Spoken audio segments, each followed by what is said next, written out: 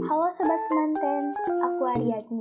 Kali ini aku akan menceritakan kisah-kisah yang dikirimkan oleh kalian. Episode kali ini bertema kisah kasih di sekolah.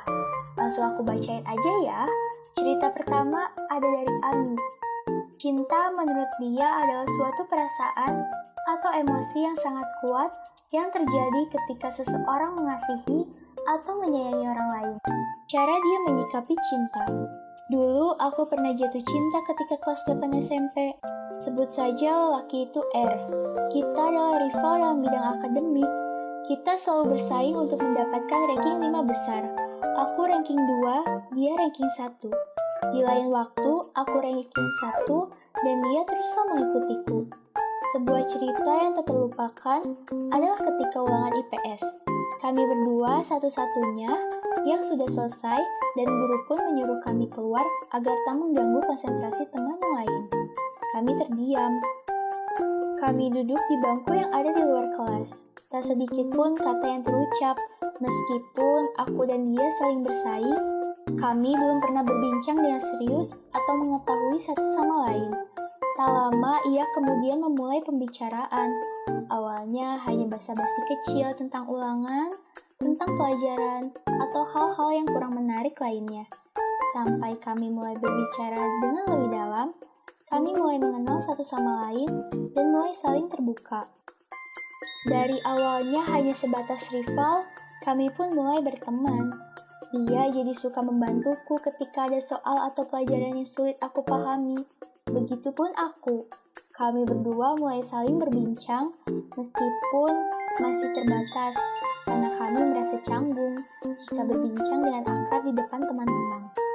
Hubungan kami mulai sedikit erat ketika kelas 9. Meskipun kini dia berbeda kelas denganku, kita sudah akrab. Ketika ujian nasional, kami tak saling berbincang lagi. Kami terlalu fokus dengan ujian sampai akhirnya kami dipertemukan kembali di akhir perjalanan. Aku mendapatkan penghargaan sebagai satu dari 10 anak yang mendapatkan nilai terbesar di sekolah, dan tentu saja dia menerimanya. Kami sempat menatap satu sama lain di panggung ketika kepala sekolah memberikan penghargaan. Sejujurnya aku memiliki perasaan terhadapnya, tetapi tak berani untuk mengungkapkannya. Dan aku agak menyesali ketika dia menghilang dan benar-benar melupakan. Sekarang aku gak begitu mikirin percintaan, malah udah gak peduli. Ada beberapa temanku yang pacaran dan juga udah ada yang putus. Kehidupan percintaanku sekarang sama sekali non-existent. Aku hanya sebagai penonton yang menonton perbucinan dari teman-temanku tanpa sedikit pun memikirkan soal cinta. Aku membaca banyak sekali manga genre shoujo dan novel romance. Cinta terlihat manis di sana. Banyak yang curhat kepadaku ketika temanku memiliki masalah percintaan, seperti kalau mereka suka sama seseorang atau tentang pacar mereka, atau juga ketika mereka putus dari si pacar. Meskipun begitu, aku masih gak memikirkan tentang kehidupan percintaanku. Setelah aku tak bisa dan tak mampu mengungkapkan perasaanku kepadanya, aku merasa, sudahlah, jodoh ada di tangan Tuhan. Cerita kedua ada dari N. Cinta menurut aku itu perasaan di mana kita bersedia untuk patah hati oleh seseorang. Akhir-akhir ini baru sadar sama cinta yang aku rasain, di mana aku beneran jatuh cinta sama sosok teman kecil yang sekarang udah dewasa, yang udah kenal selama 12 tahun. Kata orang, cinta itu buta, dan menurut aku itu benar sih, karena aku sendiri ngerasain hal itu. Walaupun udah dipatahin berkali-kali, udah tahu hal yang buruk tentang dia, tetap aja balik ke sosok dia. Tapi sekarang aku mutusin buat move on. Kayaknya suka sama orang yang sama selama hampir 12 tahun udah cukup puas. Biarkan takdir yang menentukan keadaan aku sama dia. Cara dia menyikapi cinta. Cara nyikapin ya diterima aja sih, dirasain, dan dikontrol aja sih biar tidak berlebihan. Karena menurut aku ini perasaan yang benar-benar harus dijaga sih. Jangan sampai kita jatuh cinta sama orang yang salah. Kayaknya sih buat sekarang tidak akan memberikan sepenuhnya rasa cinta yang aku rasain. Ngasih seperempat aja. Kasian suami aku nanti kalau semua rasa cinta aku udah pernah dikasih ke orang lain. Cerita ketiga ada dari Gak Perlu Tahu. Menurut aku, cinta itu suatu hal yang tidak bisa ditebak atau kita tidak tahu kita akan jatuh cinta kepada siapa. Dan rasa cinta itu di luar kendali, yang kita tidak tahu kita akan jatuh cinta kepada siapa dan selalu datang tiba-tiba atau disebutnya sebagai pandangan pertama. Kapan aku merasakan cinta itu yang semenjak SMP sih, yang benar-benar merasakan, oh gini rasanya jatuh cinta. Cerita keempat ada dari anak Bang Sihyuk. Oke. Menurut saya, cinta adalah sebuah emosi yang ada di diri kita masing-masing dan semua pasti akan merasakan meski dengan cara yang berbeda. Pertama kali merasakan ya waktu TK dan di saat itu aku rebutan cowok sama sahabat aku sendiri. Cara dia menyikapi cinta.